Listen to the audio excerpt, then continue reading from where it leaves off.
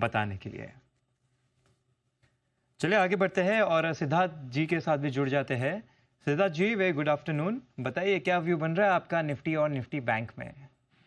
नमस्कार अंश जी, good afternoon. बिल्कुल अंश जी, देखिए, अगर हम निफ्टी की बात करें तो वेंसडे को जो हमने एक बड़ा टर्नअराउंड का अटेम्प्ट बनते हुए देखा था अंश जी, वहां पर उसके बाद आज बहुत इंपॉर्टेंट था कि निफ्टी स्पॉट में 24,800 24,775 ये छोटी सी रेंज है, इसे यहाँ पर सपोर्ट लेकर टिक सकता है कि नहीं, ये देखना बहुत इंपॉर्टेंट था।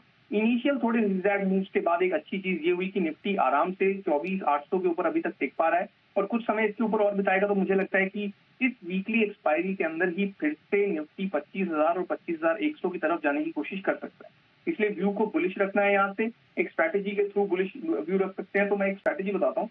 यहाँ पर देखिए अंश जी, 7 अक्टूबर की जो एक्सपायरी है उसमें निफ्टी की हम 24,850 के कॉल ऑप्शन को बाय कर सकते हैं। अभी 70 रुपीज उसका प्राइस चल रहा है और सामने से 25,000 के कॉल ऑप्शन को अंश जी हम सेल कर देंगे। उसका प्राइस 20 रुपए के आसपास में है, यानी कि हमारी जो नेट कॉस्ट है सिर्फ 50 रुपए के आसपास में रह जाएगी पूरे स्प्रेड की। स्टॉप लॉस हम रख लेंगे 20 रुपीज पर 20 और हमारे टारगेट्स होंगे अंश जी, पहला टारगेट 110 का, सेकंड टारगेट 125 तक का, क्योंकि इस स्प्रेड में हमें एक अच्छा रिस्क रिवॉर्ड देखने को मिल रहा है। बढ़िया, तो ये एक यूनिक स्ट्रैटेजी आती हुई। और निफ्टी बैंक में?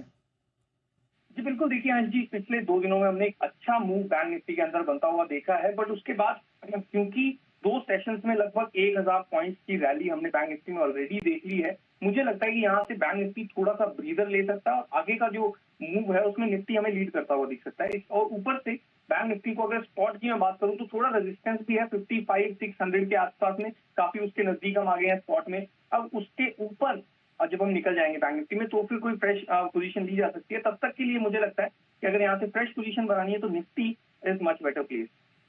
ठीक है, तो यहाँ पे निफ्टी जो है ज़्यादा अट्रैक्टिव दिख रहा है। निफ्टी बैंक आउट परफॉर्म कर चुका है तो अब ये ज़रा थकता हुआ दिख रहा है, तो यहाँ पे निफ्टी में पोजीशन लेके चल सकते हैं।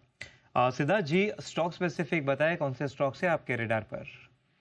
जी बिल्कुल, देखिए आज जी, 2 स्टॉक्स हैं, दोनों को बाय करना है। पहला स्टॉक है डिफेंस स्पेस से, स्टॉक का नाम है HAL, हिंदुस्तान एरोनॉटिक्स। यहाँ पर देखिए पिछले 7-8 सेशन से लगातार एक कंसोलिडेशन के अंदर ये काउंटर गया हुआ था, एक रेजिस्टेंस थी उसे तोड़ नहीं पा रहा था, बट आज एक अच्छे मूव के साथ एक बहुत सुंदर ब्रेकआउट इस काउंटर ने दिखाया है, तो HAL को बाय किया जा सकता है। अभी अक्टूबर फ्यूचर्स 4895 के आसपास में चल रहे हैं जी। स्टॉप लॉस हम रखेंगे 4860 पर और हमारे टारगेट होंगे, पहला टारगेट 4980 और दूसरा टारगेट 5,000 के आसपास 5010 का।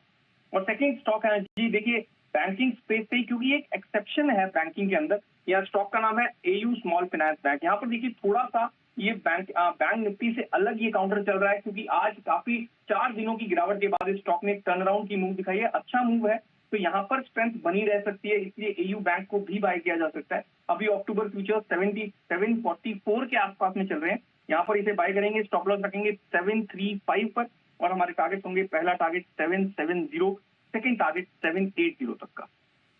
ठीक है, तो यहाँ पे HAL पे राय आती हुई आज गोल्डमैन सैक्स की भी रिपोर्ट आई है इसके ऊपर। तो यहाँ पे स्टॉक जो है पॉजिटिव नजर आ रहा है। और दूसरा AU स्मॉल फाइनेंस बैंक, 4 दिन की गिरावट के बाद 100 एक्सपोनेंशियल मूविंग एवरेज से ये अच्छा खासा खरीदारी इसमें आती हुई नजर आ रही है। लेवल्स आपके स्क्रीन पे है, तो इस तरह से आप यहाँ पे ट्रेड ले सकते हैं।